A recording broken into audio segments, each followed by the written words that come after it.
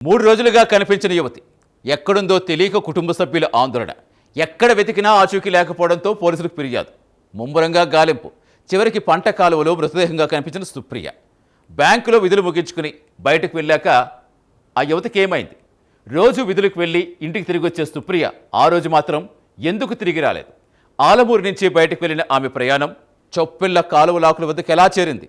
అక్కడే స్కూటీ, చెప్పులు, కళ్ళజోడు ఎందుకు కనిపించాయి? ఆ తర్వాత సుప్రియ ఎక్కడికి వెళ్ళింది? 3 రోజులు అయ్యాక కాలేరు వద్ద పంట కాలువలో ఆమె మృతదేహం ఎలా లభ్యమైంది? సుప్రియ చివరి క్షణాల్లో అసలేం జరిగింది? అంబేద్కర్ కోనసీమ జిల్లా ఆలమూరుకు చెందిన గానుగపెంట సుప్రియ వయస్సు 28 ఏళ్లు. ఆలమూరు యూనియన్ బ్యాంక్లో రూరల్ డెవలప్మెంట్ ఆఫీసర్గా పనిచేస్తోంది. ఈ నెల 17వ తేదీన సోమవారం బ్యాంక్ నుంచి బయటికెళ్లిన ఆమె తిరిగి ఇంటికి చేరుకోలేదు. కుటుంబ సభ్యుల ఆందోళనతో పోలీసులను ఆశ్రయించడంతో మిస్సింగ్ కేసు నమోదయ్యింది.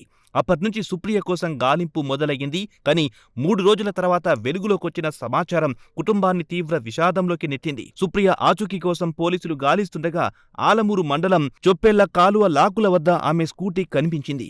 అక్కడే చెప్పులు, కళ్లజోడు కూడా గుర్తించారు. కాలువ వద్ద లభించిన వస్తువులను బట్టి సుప్రియ పంట కాలువలోకి వెళ్లి ఉండొచ్చన్న అనుమానంతో పోలీసులు గాలింపు చర్యలు చేపట్టారు. 3 రోజుల గాలింపు తర్వాత కపిలేశ్వరపురం మండలం కాలేరు వద్ద పంట కాలువలో సుప్రియ మృతదేహం లభ్యమైంది. ఆలమూరు నుంచి కాలేరు వరకు కాలువలో మృతదేహం కొట్టుకొచ్చిందా లేక ఘటన జరిగిన ప్రదేశం కాలేరు ప్రాంతమేనా?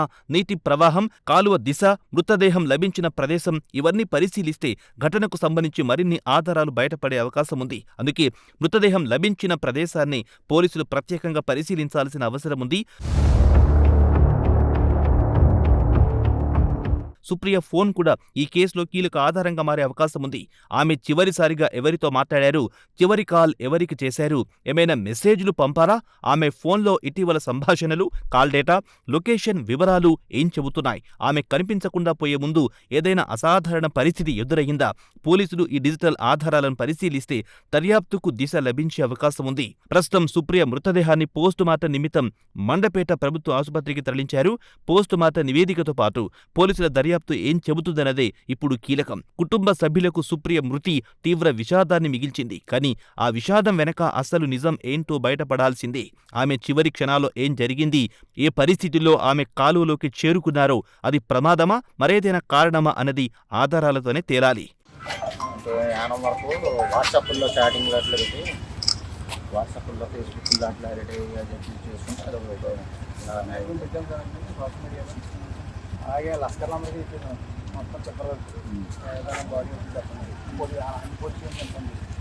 అంగర్ police station, Pamar police station, Gollapalem police station, Mummidivaram police station చెప్తే వాళ్ళకి మహిళా పోలీసులకి అందరికీ అటు ఫార్వర్డ్ చేయమని చెప్పాలి. పోలీస్ స్టేషన్ మనం చెప్తాడు.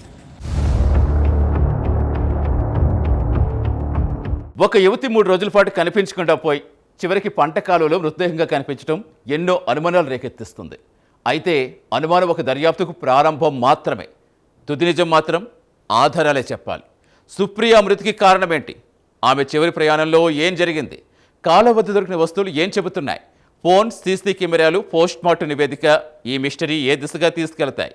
ఇప్పుడు ఈ కేసులో ప్రతి ఆధారం సుప్రియ చివరి క్షణాల నిజాన్ని వెలుగులోకి తీసుకురావాల్సిందే.